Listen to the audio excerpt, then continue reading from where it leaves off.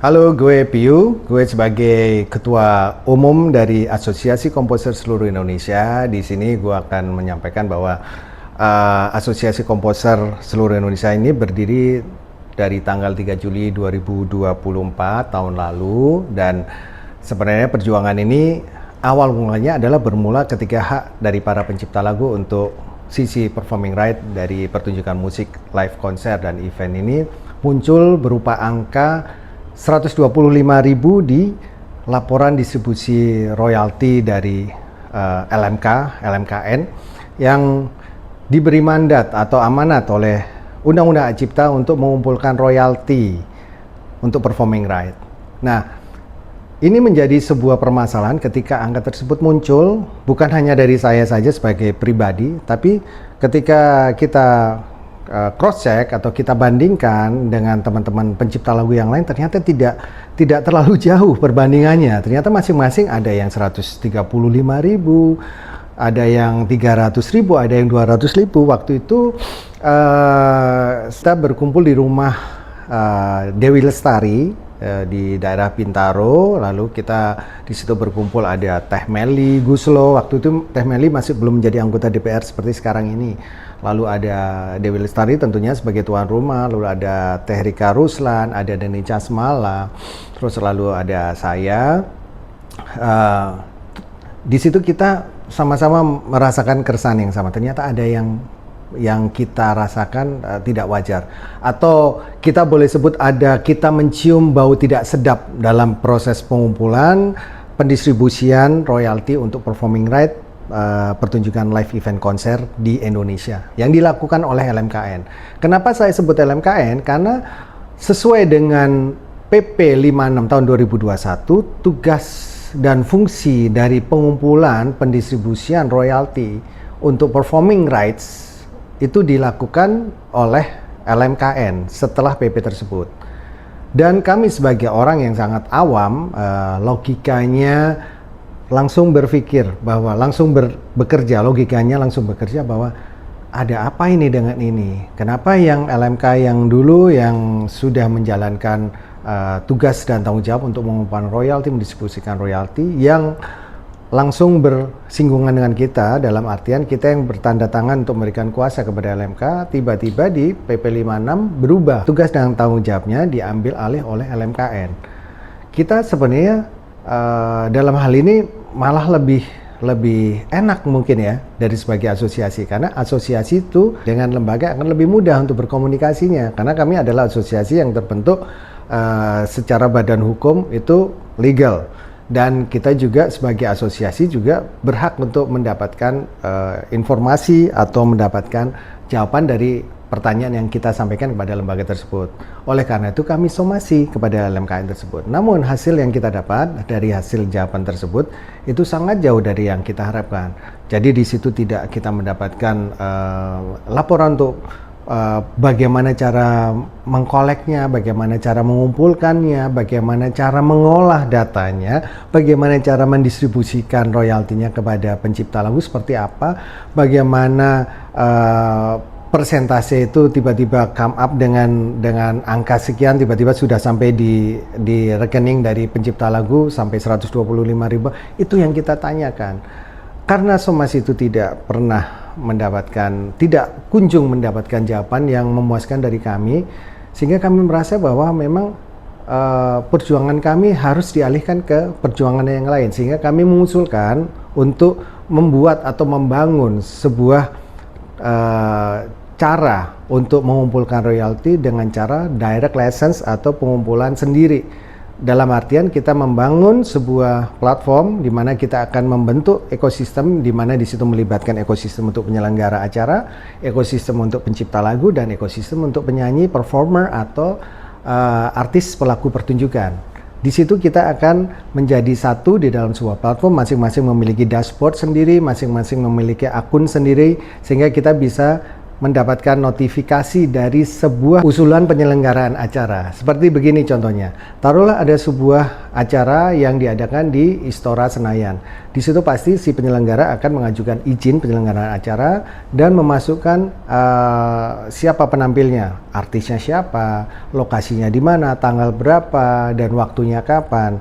Nah, pasti akan dimunculkan. Nah, ketika masuk itu notifikasi pasti akan notif kepada si penyanyinya atau si artisnya atau pelaku pertunjukannya, dan dari si penyanyi pasti dia akan menotif juga kepada pencipta lagunya. Kita akan tampil di acara sekian dan akan menggunakan lagu bla bla bla yang dinyanyikan oleh si penyanyinya, dan itu ternotif kepada si pencipta lagu. Ketika si pencipta lagu sudah menjawab notif tersebut dan mengiyakan di dalam notifikasi tersebut, sehingga notifikasi tersebut muncul kepada penyelenggara bahwa semuanya oke. Jadi akan keluar angkanya berapa? Angka dari si penyanyi, taruhlah si penyanyi memiliki honor 100 juta. Dalam sistem kami mengambil untuk royalti untuk pencipta lagu adalah 10% dari honor fee artis, yang artinya dari 100 juta dengan 10% berarti 10 juta.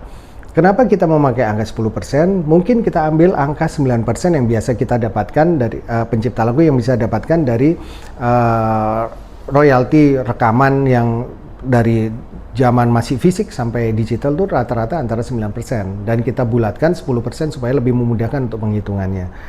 Oke, setelah kita mendapatkan notifikasi, angka tersebut muncul 10% dan itu akan dikembalikan kepada penyelenggara. Dan yang membayar siapa? Nah, ini satu pertanyaan yang menarik, karena kita tidak akan membebankan siapa-siapa, tidak membebankan kepada si penyanyinya, tidak membebankan kepada penyelenggara acara, tapi membebankan kepada yang punya acara. Taruhlah yang punya acara ini adalah Bank BUMN, kita sebut Bank BUMN A begitu. Nah, ketika Bank BUMN A ini mendapatkan rancangan anggaran dari penyelenggara, dia akan melihat angka untuk sewa gedung sekian, angka untuk penyanyi 100 juta, dan angka untuk ridersnya sekian untuk memakai pesawat bisnis kelas, terus selalu hotelnya bintang 5, terus selalu mobilnya harus mobil dengan merek tertentu, terus selalu uang makan, makanan, konsumnya semua ridersnya ada, dan termasuk dengan lisensi.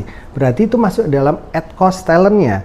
Ketika lisensi tersebut muncul, berarti munculnya dari 100 juta, berarti muncul angka 10 juta.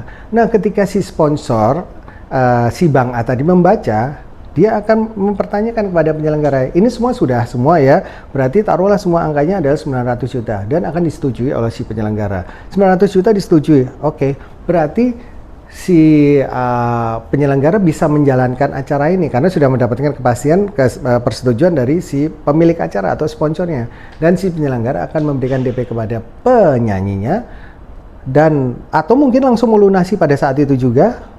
Dan dia bisa membayar juga kepada si pencipta lagunya, yaitu berapa? 10% dari honor artis. 10% itu tidak diterima hanya oleh satu pencipta lagu, tapi pro rata dari 10 juta tersebut dibagi rata dengan jumlah lagu yang ditampilkan. Taruhlah dalam satu pertunjukan si penyanyi menyanyikan 10 lagu dengan pencipta lagu yang berbeda-beda. Taruhlah berarti satu lagu, berarti kalau 10 juta berarti 10 juta dibagi 10 berarti 1 juta. Otomatis ketika dibayarkan oleh si penyelenggara melalui rekening yang ada di platform tersebut, otomatis langsung terbagikan kepada pencipta lagu. Sehingga ketika sudah dibayarkan oleh penyelenggara, pencipta lagu mendapatkan angka 1 juta masuk ke rekeningnya dia, real time.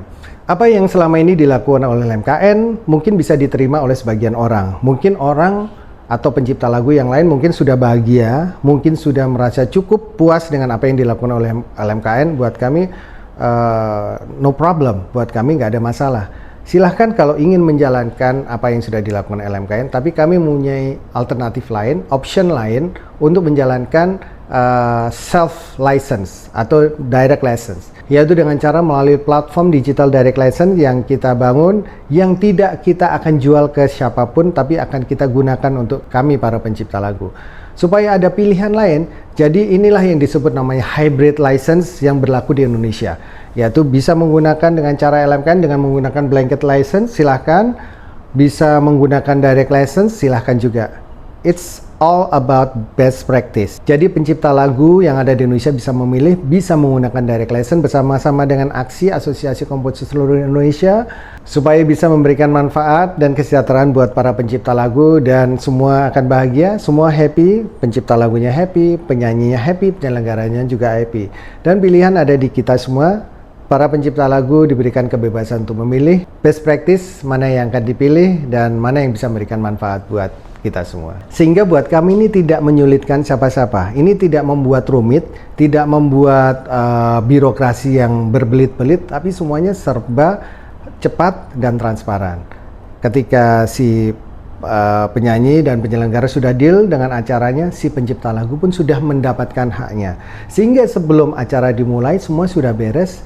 Ketika acara itu selesai, semua happy, penyanyinya happy karena mendapatkan bayaran dari honornya, penyelenggara happy karena tiket acaranya laku, tidak terpotong apa-apa lagi, dan si pencipta lagunya juga happy di rumah karena mendapatkan royalti yang langsung didapatkan dari penyelenggaraan acara tersebut.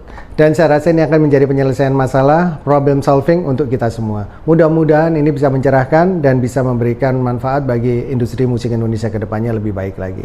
Terima kasih, salam aksi.